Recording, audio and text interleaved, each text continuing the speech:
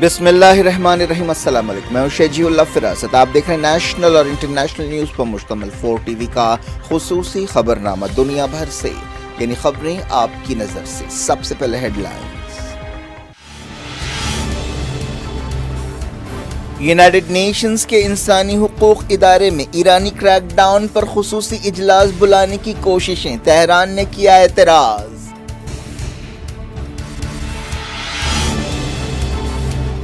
عالمی عدالت اسرائیل کے ناجائز قبضوں پر رائے دے، یونائیٹڈ نیشنز میں قرارداد منظور۔ الجیریا کے صدر نے شرم الشیخ سمٹ میں اسرائیلی صدر کے خطاب کا کیا بائیکاٹ، فلسطینیوں سے یکجہتی کا اظہار۔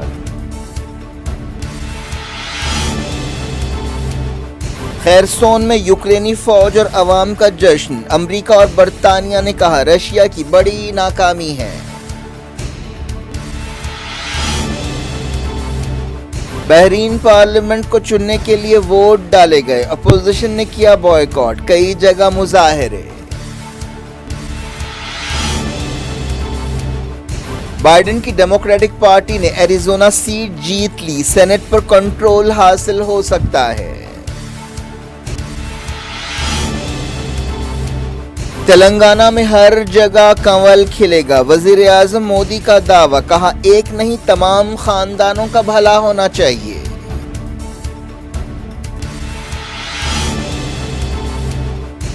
مذہب کی آڑ میں نفرت پھیلائی جا رہی ہے، میڈیا سازشوں کو بے نقاب کرے، کے ٹی آر کا خطاب۔ ہماچل پردیش میں جوش و خروش کے ساتھ ووٹ ڈالے گئے، گجرات میں مہم تیز۔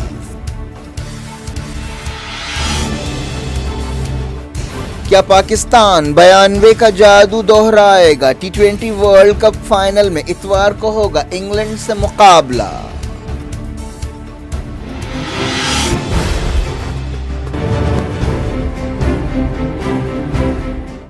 ہیڈ لائنز آپ نے دیکھی، اب خبروں کی تفصیل کی طرف آپ کو لیے چلتے ہیں۔ شروعات کرتے ہیں یوکرین سے۔ خیرسون میں مقامی لوگوں نے رشین فوجوں کو باہر نکالنے پر جشن منایا۔ صدر وولودیمیر زیلنسکی نے کہا کہ ایک تاریخی دن ہے، مقامی لوگ یوکرین کی فوج کے ساتھ گھل مل گئے اور وطن پرستی کے گیت گائے۔ ایک بڑا کیمپ بنایا گیا جہاں آگ لگائی گئی اور اس کے اطراف گھوم کر گانے گائے گئے اور ناچا گیا۔ ایکسپرٹس کا کہنا ہے کہ خیرسون سے رشین فوجوں کی واپسی ایک اہم واقعہ ہے، لیکن بعض گوشوں کی طرف سے اسے رشیا کی اسٹریٹجی بھی قرار دیا جا رہا ہے۔ بعض ایکسپرٹس نے کہا کہ خیرسون سے باہر نکلنا رشیا کی امیج کے لیے ایک دھکا ہے، جو اپنے آپ کو دنیا بھر میں منوانے اور ایک اہم عالمی طاقت ثابت کرنے کی کوشش میں ہے۔ رشیا نے کہا تھا کہ وہ خیرسون کو سپلائی جاری نہیں رکھ پا رہا ہے، اسی لیے فوجوں کو پیچھے ہٹایا جا رہا ہے۔ اس فوج کو اب نپرو ندی کے اس پار رکھا گیا ہے، ضرورت پڑنے پر ان سپاہیوں کا استعمال دوسرے محاذوں پر کیا جا سکتا ہے۔ خیرسون ایک زرخیز زمین پر مشتمل علاقہ ہے جہاں پر اناج، ترکاریوں اور میووں کی اچھی پیداوار ہوتی ہے۔ یہ علاقہ اپنے تربوزوں کے لیے بھی جانا جاتا ہے۔ برطانیہ کے وزیر دفاع بین والاس نے کہا کہ رشیا کی خیرسون سے واپسی ماسکو کی ایک اور فوجی ناکامی ہے۔ امریکہ نے کہا کہ یوکرین نے ایک غیر معمولی کامیابی حاصل کی ہے۔ 30,000 رشین سپاہیوں کو خیرسون سے باہر نکالا گیا ہے۔ یوکرین کے وزیر خارجہ ڈیمونو کولیبا نے کہا کہ وہ لڑائیوں میں جیت حاصل کر رہے ہیں، لیکن ابھی جنگ جاری ہے۔ یوکرین نے مطالبہ کیا ہے کہ مغربی ملک سمندر سے رشیا کے حملوں کا جواب دینے کے لیے اسے نیول ڈرون سپلائی کریں۔ صدر زیلنسکی نے یہ مطالبہ کیا۔ امریکی اور مغربی ملک جنگ میں یوکرین کی بھرپور مدد کر رہے ہیں۔ امریکہ اب تک کئی بلین ڈالرز کی فوجی مدد بھیج چکا ہے۔ یوکرین نے آسیان ملکوں سے کہا ہے کہ وہ رشیا پر پابندیاں لگائے۔ چلتے ہیں مڈل ایسٹ۔ بحرین میں پارلیمنٹ الیکشنز کے تحت ووٹ ڈالے گئے۔ اس موقع پر اپوزیشن کارکنوں نے بڑے پیمانے پر مظاہرے کیے۔ احتجاجیوں نے انسانی حقوق کی خلاف ورزیوں کو بند کرنے اور سیاسی قیدیوں کو رہا کرنے کا مطالبہ کیا۔ منامہ اور دوسرے مقامات پر مظاہرے کیے گئے۔ اپوزیشن شیعہ اتحاد الوفاق نے الیکشنز کے بائیکاٹ کا اعلان کیا ہے۔ اپوزیشن کے لیڈر شیخ عیسیٰ قاسم نے کہا کہ تمام بحرینی شہریوں کی ذمہ داری ہے کہ وہ الیکشنز کا بائیکاٹ کریں۔ الیکشنز میں حصہ لینا دغا بازی ہے۔ بحرین کی پارلیمنٹ میں عوام کی طرف سے چنے جانے والے ارکان کے ساتھ ساتھ بادشاہ کی طرف سے نامینیٹ کیے جانے والے ارکان بھی ہوتے ہیں۔ پارلیمنٹ کی 40 اور بلدیہ کی 30 سیٹوں کے لیے 500 سے زیادہ امیدوار میدان میں ہیں۔ اس مرتبہ 3,44,713 ووٹرز ووٹ دینے کے اہل قرار دیے گئے۔ لندن سے کام کرنے والی ایک انسانی حقوق تنظیم نے ان الیکشنز کو ایک دھوکہ قرار دیا۔ بحرین میں شیعہ آبادی زیادہ ہے لیکن وہاں پر ایک سنی خاندان کی حکومت ہے۔ پولنگ مقامی وقت کے مطابق صبح 8 بجے شروع ہوئی۔ بحرین میں 2011 میں عرب بہار کے دوران بڑے پیمانے پر مظاہرے ہوئے تھے۔ وقفے سے اب بھی حکومت کے خلاف مظاہرے ہو رہے ہیں۔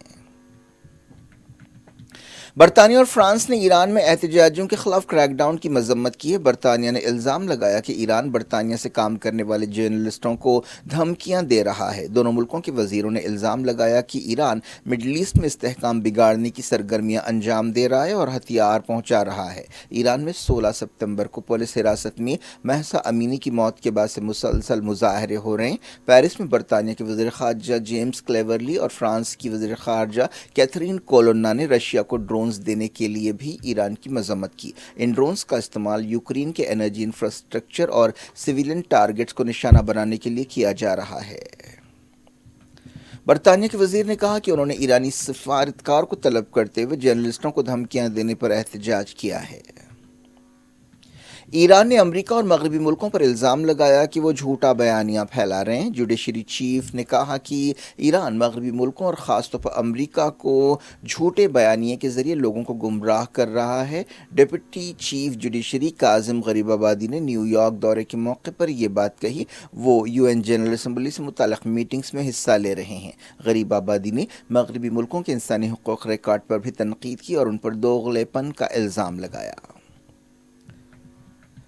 یونائیٹڈ نیشنز کے انسانی حقوق ادارے سے کہا گیا ہے کہ وہ ایران میں احتجاجیوں پر سخت کریک ڈاؤن کے بارے میں ہنگامی سیشن بلائے۔ مغربی ملکوں کا کہنا ہے کہ ان مظاہروں میں اب تک کم سے کم 328 لوگ مارے جا چکے ہیں اور 14,825 کو گرفتار کیا گیا ہے۔ یونائیٹڈ نیشنز کی انسانی حقوق کونسل کا ایک سیشن اس سلسلے میں 21 سے 24 نومبر کے درمیان ہو سکتا ہے۔ جرمنی اور آئس لینڈ اس سلسلے میں کافی سرگرم ہیں۔ جرمنی نے کونسل کے دفتروں کو ایک خط لکھتے ہوئے خصوصی سیشن بلانے کا مطالبہ کیا۔ ایران کے وزیر خارجہ حسین عامر عبداللہیہ نے عالمی ادارے کو اس طرح کی میٹنگ کے بارے میں خبردار کیا۔ انہوں نے اس سلسلے میں UN secretary general Antonio Guterres سے بات چیت کی۔ ایرانی عہدیداروں نے حالیہ مظاہروں اور بدامنی کے دوران والنٹری فورس بسیج فورس کے ارکان کو ہلاک کرنے پر 11 لوگوں کے خلاف مقدمہ کیا ہے۔ ایران کا الزام ہے کہ ان مظاہروں اور فسادات میں امریکہ، اسرائیل اور سعودی عرب کا ہاتھ ہے۔ یونائیٹڈ نیشنز کے ایک پینل نے فلسطینیوں کی ایک قرارداد منظور کرتے ہوئے اسرائیلی قبضے پر عالمی عدالت کی رائے مانگی ہے۔ اسرائیل فلسطین کے کئی علاقوں پر ناجائز قبضہ کیے ہوئے نیو یارک میں یونائیٹڈ نیشنز کے ہیڈ کوارٹرز میں ایک قرارداد منظور کرتے ہوئے انٹرنیشنل کورٹ آف جسٹس سے درخواست کی گئی کہ وہ اسرائیل کے لمبے قبضے کے بارے میں اپنی رائے دے۔ اس قبضے کی وجہ سے فلسطینیوں کا حق خود ارادیت متاثر ہو رہا ہے۔ فلسطین کے وزیر خارجہ ریاض المالکی نے کہا کہ 98 ملکوں نے قرارداد کی تائید کی ہے اور 17 نے مخالفت کی ہے۔ 52 ارکان نے ووٹنگ میں حصہ نہیں لیا۔ الجیریا کے صدر نے ایجپٹ کے شرم الشیخ میں ہونے والی کانفرنس میں اسرائیلی صدر کے خطاب کا بائیکاٹ کیا۔ صدر عبدالمجید تبون نے فلسطینیوں کے ساتھ اپنی گہری وابستگی اور سچائی کا اظہار کرنے کے لیے اسرائیلی صدر آئزیک ہرزوگ کا اس وقت بائیکاٹ کیا جب وہ تقریر کے لیے اٹھے۔ اس طرح انہوں نے یہ پیغام دیا کہ اسرائیل ایک دہشت گرد ریاست ہے جو فلسطین میں یہودی بستیوں کو پھیلاتے ہوئے اپنا پنجہ مضبوط کر رہی ہے۔ فلسطینیوں نے الجیریا کے صدر کے اس بائیکاٹ پر خوشی کا اظہار کیا۔ ایجپٹ میں ایک بس نہر میں گر پڑی جس سے کم 17 لوگ ہلاک ہو گئے۔ یہ حادثہ منصورہ شہر میں پیش آیا۔ مرنے والوں کی تعداد اور زیادہ بھی ہو سکتی ہے۔ امریکہ میں صدر جو بائیڈن کی ڈیموکریٹک پارٹی سینیٹ پر کنٹرول کے قریب پہنچتی نظر آ رہی ہے۔ ایریزونا ریاست میں اسے کامیابی حاصل ہوئی ہے جبکہ نیواڈا میں سخت مقابلہ ہے۔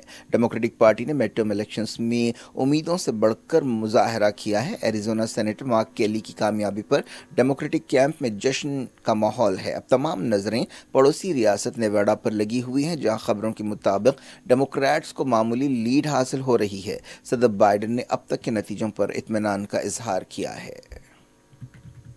यूनाइटेड नेशंस के चीफ एंटोनियो गुटेरेस ने म्यांमार की फौजी हुकूमत से मुतालबा किया है कि वो जमहूरियत बहाल करे। एंटोनियो गुटेरेस ने कहा कि म्यांमार की सूरत हाल एक कभी न ख़त्म होने वाला भयानक ख्वाब बन गई है और उसे खित्ते की सिक्योरिटी के लिए भी ख़तरा उन्होंने बताया। म्यांमार में पिछले साल फरवरी में फ़ौजी बगावत हुई थी और जमहूरियत पसंद लीडर आंग सान सू की को जेल भेज दिया गया था। अब तक फ़ौजी हुकूमत के ख़िलाफ़ मुजाहरों पर सख्त क्रैकडाउन में हज़ारों लोग मारे जा चुके हैं।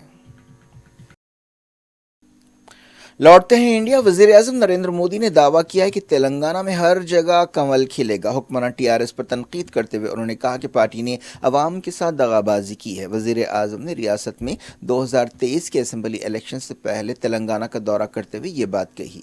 बीजेपी रियासत में चंद्रशेखर राव की टीआरएस को सख्त चैलेंज पेश कर रही है। मोदी ने रामागुंडम में एक फर्टिलाइजर प्लांट को कौम के नाम किया। इसके अलावा उन्होंने कई तरक्याती प्रोजेक्ट्स का इफ्तिताह किया और संग बुनियाद रखा। मोदी ने कहा कि हालिया अरसे में जहां बाई इलेक्शंस हुए हैं, पयाम बिल्कुल साफ था कि सूरज का उभरना दूर नहीं है, अंधेरा खत्म हो जाएगा, तेलंगाना में हर जगह कंवल खिलेगा। उन्होंने कहा कि तेलंगाना के अवाम ने जिस पार्टी पर भरोसा किया था उसी पार्टी ने उनके साथ दगाबाजी की है। उन्होंने कहा कि तेलंगाना के अवाम अब एक ऐसी हुकूमत चाहते हैं जो एक ख़ानदान के लिए नहीं बल्कि रियासत के तमाम ख़ानदानों के लिए काम करे। अवाम बीजेपी की हुकूमत चाहते हैं।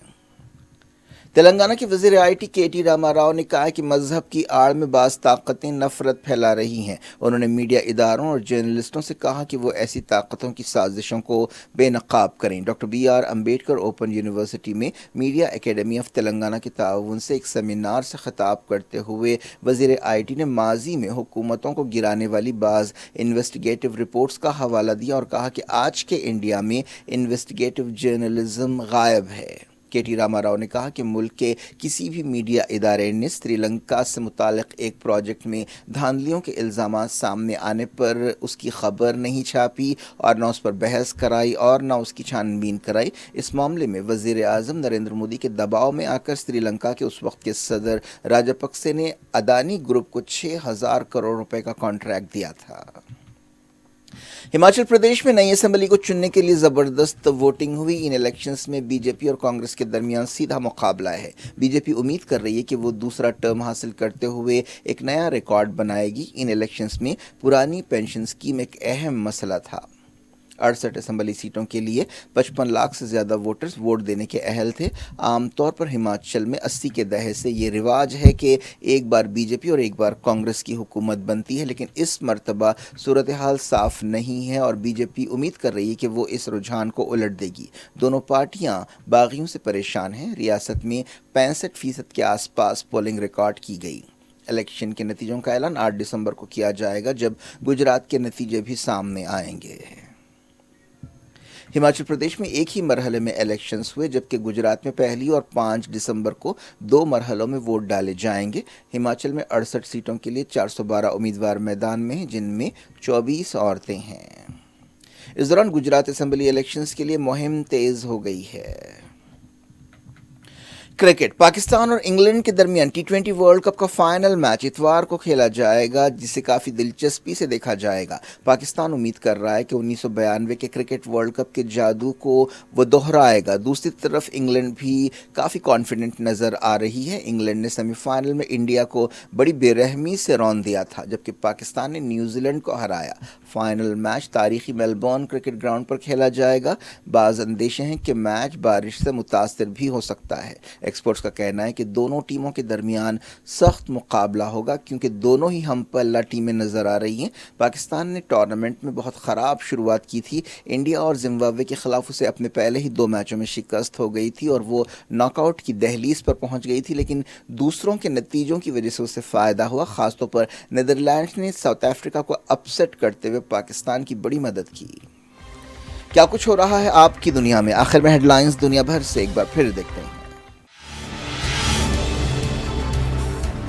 यूनाइटेड नेशंस के इंसानी हुकूक इदारे में ईरानी क्रैकडाउन पर खुसूसी इजलास बुलाने की कोशिशें, तेहरान ने किया एतराज।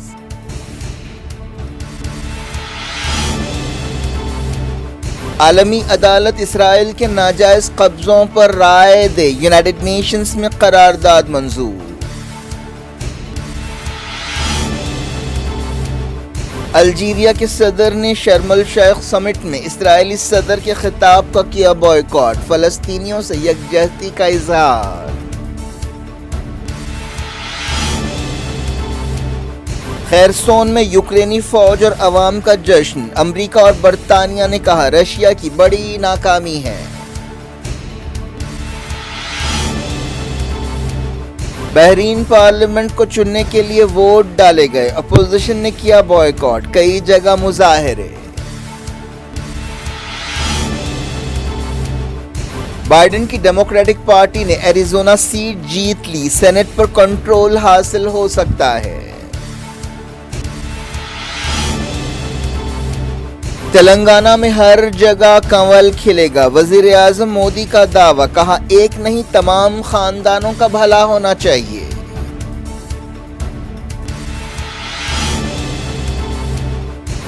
مذہب کی آڑ میں نفرت پھیلائی جا رہی ہے، میڈیا سازشوں کو بے نقاب کرے، کے ٹی آر کا خطاب۔ ہماچل پردیش میں جوش و خروش کے ساتھ ووٹ ڈالے گئے، گجرات میں مہم تیز۔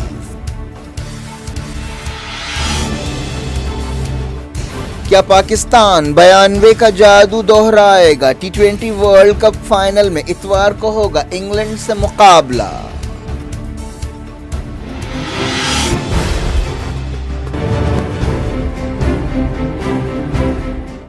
یہ تھی آج کی خبریں، اب شجول فراست کو دیں اجازت اور اپنا بے حد خیال رکھیں۔ اللہ حافظ۔